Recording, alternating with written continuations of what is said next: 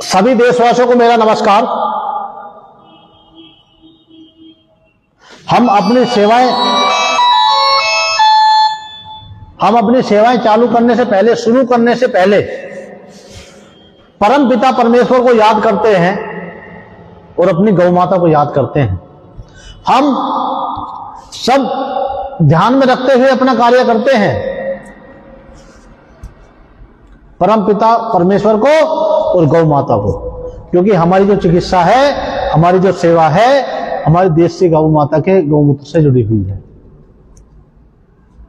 तो मेरे भाई और बहनों, सभी हाथ जोड़ करके 5 बार गायत्री मंत्र का जाप करेंगे हमारे साथ।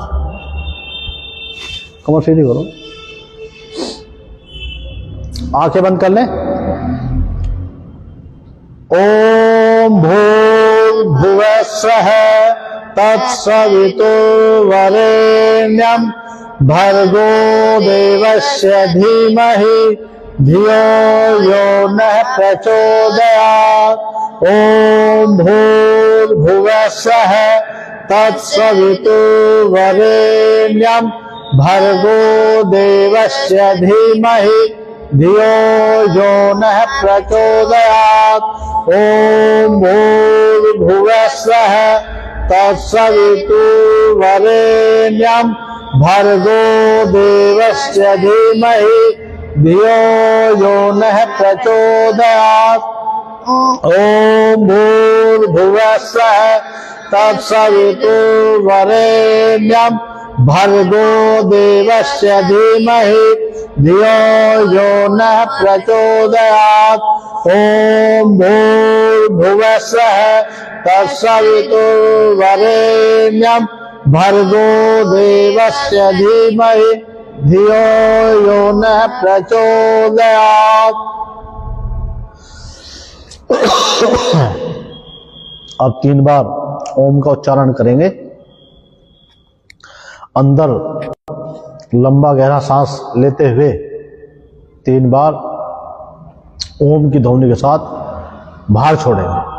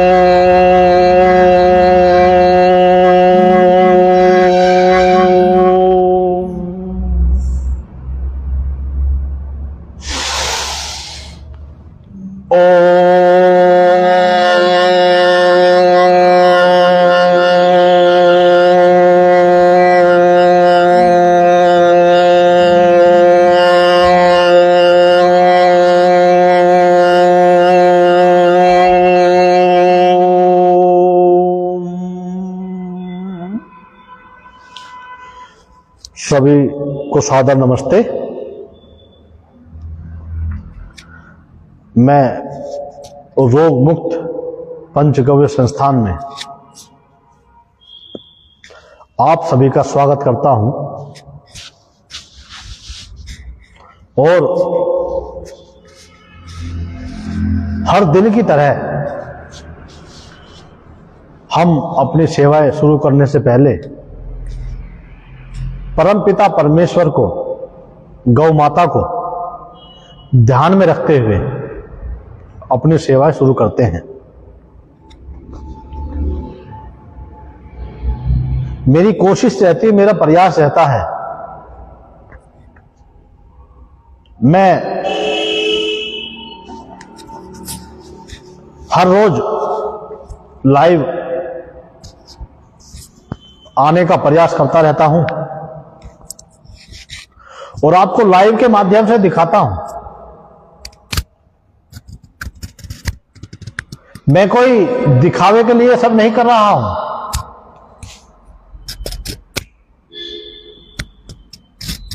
मैं अपनी अंतर आत्माओं से ये सेवा कर रहा हूं। मुझे अवसर दिया है, मैंने कई जगह से ठोकरें खाई हैं और ठोकरें खाने के बाद परम पिता परमेश्वर में गौ माता ने मुझे ये सेवा देने का, मानव सेवा करने का, मानव सेवा करने के लिए, गौ माता सेवा करने के लिए प्रेरणा दी है। और मैं हर रोज लाइव के माध्यम से आपको दिखाता हूं, बताता हूं जो मैं सीख रहा हूं, ये जो मैंने सीखा है वे आपके सामने हर रोज रखने की कोशिश करता हूं। मैं वीडियो जो बनाता हूं या लाइव चलाता हूं,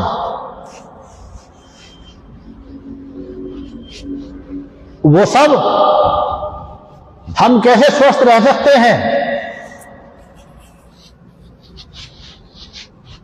यही सब करने के लिए आपको रोज कुछ ना कुछ नया बताता रहता हूं। वैसे तो बहुत सोशल मीडिया पर बहुत लोग दिखाते हैं, बोलते हैं, कहते हैं, तो मेरी भी कोशिश रहती है जो मेरे पास है उस सबको दिखना चाहिए, सबको पता चलना चाहिए।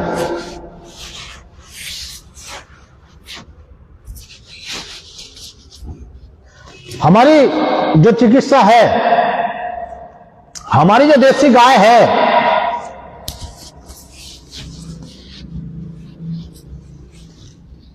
देसी गाय के गौमूत्र के द्वारा हमारी दवाइयां तैयार की जाती हैं।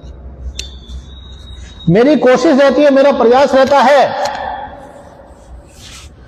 कि मैं हर रोज थोड़ा ही क्यों ना सही, लेकिन अवश्य गौ माता के लिए बोलूं, बोलता हूं। 2-4 बार जरूर नाम याद आता है गौ माता का, क्योंकि हम जो कार्य कर रहे हैं, हम जो सेवा दे रहे हैं, वो सब गौ माता के आशीर्वाद से, गौ माता की कृपा से चल रही है। परमात्मा को साक्षी मान करके हम ये सेवाएं कर रहे हैं। मेरे भाई और बहनों, हमें अगर स्वस्थ रहना है तो मैं समझता हूं हमें गौ माता के लिए कार्य करना होगा। गौ माता पालनी पड़ेगी, गौ माता गोद लेनी पड़ेगी। गौ माता अगर कहीं कट रही हो, कोई काट रहा होगा, कोई मांसाहारी, तो उसको रोकना पड़ेगा। गौ माता कहीं एक्सीडेंट हो गया तो उसको उपचार के लिए हमें प्रयास करना पड़ेगा। ये नहीं, ये तो जंगल में घूम रही है, मैं क्या करूं। हमारा देखा हुआ प्रमाण है, जिस खेत में गौ माता फसल को खा लेती है ना, अगर पूरी फसल को खा गई है ना, फिर भी उसमें इतनी ज्यादा पैदावार होती है। आम जैसे नेचुरल अगर हम उसकी तार बाड़ भी कर दें, या उससे पहले भी कभी ऐसी पैदावार उसके खेत में नहीं हुई होगी, इतनी अच्छी पैदावार होती है। लोग बाग बड़े बड़े उत्पीड़न कर रहे हैं गौ माता के साथ या सांड के साथ में, बैल के साथ में। बैल तो है ही नहीं, कहीं कहीं है, लेकिन जंगलों में सांड भी घूमते हैं। वो कहां जाएंगे? उनका भी यही अधिकार है रहने का। तो मेरे भाई और बहनों, हमें कोशिश करनी चाहिए, अगर हम उस लायक हैं तो बिल्कुल हमें प्रयास करना चाहिए, चाहे छोटे रूप में क्यों ना हो। हम गौ माता के लिए कुछ ना कुछ करते रहें। क्योंकि अगर हमारे रोगों को ठीक करने वाले अगर किसी चीज में सामर्थ्य है, वो हमारी देसी गाय में है। देसी गाय से पांचों चीजें निकलने वाली, पांचों चीजों के द्वारा तैयार होने वाली जो सामग्री है, उसका कोई तोड़ नहीं है। उसे बोलते हैं पंचगव्य। आप एक बार उसका प्रयोग करके तो देखें। उसको नाम दिया गया है पंचगव्य। गायों के द्वारा गायों की पांचों चीजें लेकर के तैयार किया हुआ, जैसे दूध हो गया, दही हो गई, मक्खन हो गया, और गौमूत्र हो गया, और गोबर हो गया। बहुत ही उपयोगी है, लेकिन जिनको समझ में आता है वो तो कॉल करके पूछ लेते हैं।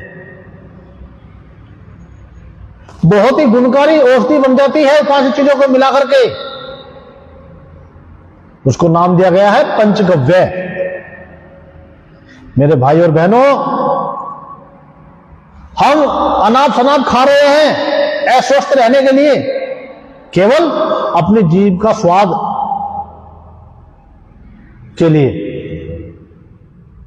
जीभ से नीचे के जाने के बाद तुरंत वो गटर में चला जाता है, कोई महत्व नहीं है उसका। थोड़ा खाने वाला ही आदमी स्वस्थ रह सकता है, भरपेट खाने वाला भी उतना ही स्वस्थ है जितना 2 रोटी खाने वाला है। लेकिन उसके अंदर बहुत एनर्जी रहती है जो कम खाता है। 4 की भूख है 2 ही खाएगा, 8 की भूख है 4 खाएगा। और हमें सूरज निकलने से पहले नहीं, सूरज निकलने के बाद 9 से 10 बजे तक सुबह का भोजन कर लेना चाहिए, और शाम को सूर्यास्त से पहले, सूरज छिपने से पहले 5 या 6 बजे तक हमें अवश्य भोजन कर लेना चाहिए। वो आदमी स्वस्थ रह सकता है।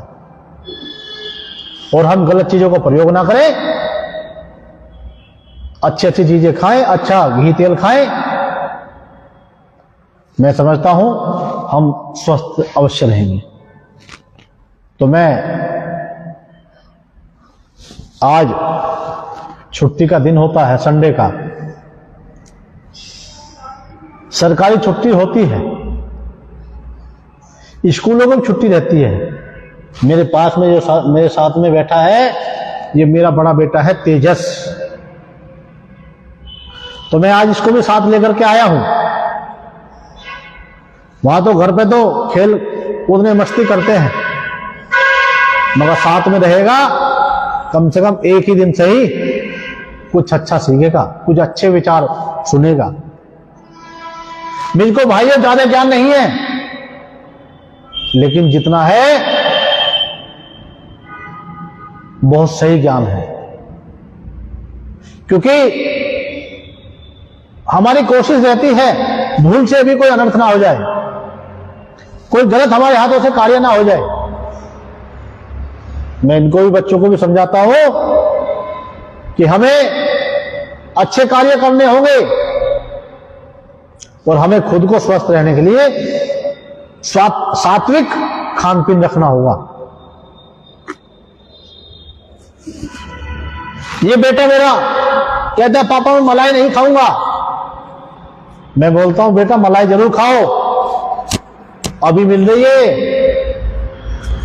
क्योंकि धीरे धीरे ये समाप्ति की तरफ जा रही है।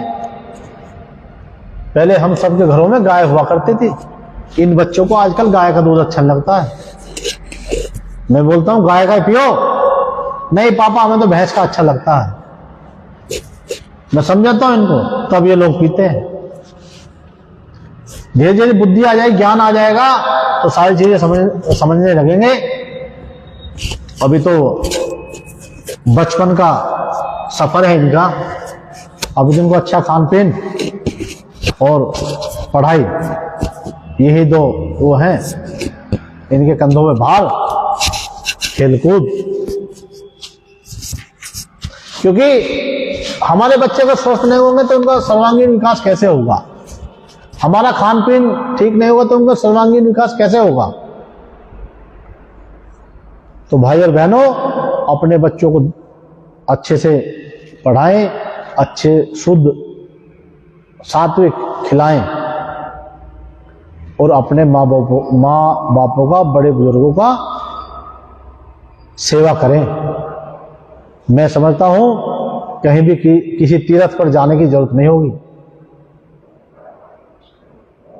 तो आज ज्यादा ना कहते हुए, क्योंकि हम यहां अपने चिकित्सालय में भयावह रोगों की चिकित्सा करते हैं। मैं हर वीडियो में बोलता हूं और सभी को समझना भी चाहिए कि हमें भयावह रोगों से निजात जो दिला सकती है वो हमारी देसी गाय ही दिला सकती है। तो मैं सभी भाइयों से यही निवेदन करता हूं, यही आग्रह करता हूं, हमें अगर स्वस्थ रहना है तो हम देसी गाय का घी खाएं, और देसी गाय का घी नहीं खा पा रहे हैं तो सरसों का तेल खाएं, वो खाएं जो प्योर है, अपने सामने का निकला हुआ। यह जो अच्छी संस्थाएं इस क्षेत्र में कार्य कर रही है वहां से लेकर भी आप खरीद सकते हैं। तो आज का हमारा लाइव का जो सेशन था वो यहीं पर अभी हम समाप्त कर रहे हैं, अपनी वाणी को विराम देते हुए इन्हीं शब्दों के साथ। जय